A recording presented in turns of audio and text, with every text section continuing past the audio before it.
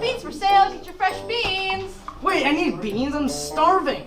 But I don't have any money. I only have my phone and I could trade you my phone actually. Okay. What? Wait, no!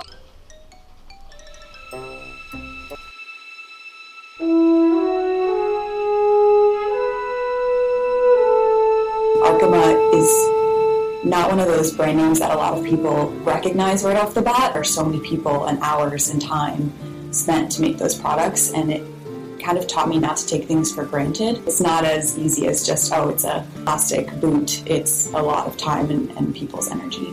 Arkema, a global pioneer in bio-based materials, utilizes magic castor beans as a renewable feedstock to produce high-performance polymers. From the key fob in my pocket to on your feet. What's cool is seeing the process from start to finish and seeing how something which wouldn't seem so complex actually has a lot of complexities to it. Upstairs is where everything holds for certain recipes and for batches, whatever we're making. Downstairs we will drop in our reactors. You see out here. We keep the good size, but when it's too big, we divert the material, and when it's too small, too fine, we divert also this material. And the good pellets, the good size particles, are going into silos and in different departments.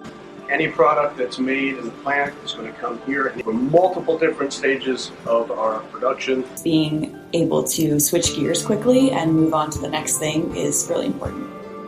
The most challenging part of my job is to be able to troubleshoot with my own knowledge, to the best of my capabilities. Be aware that safety is in their hands, and looking out for your neighbor is really important.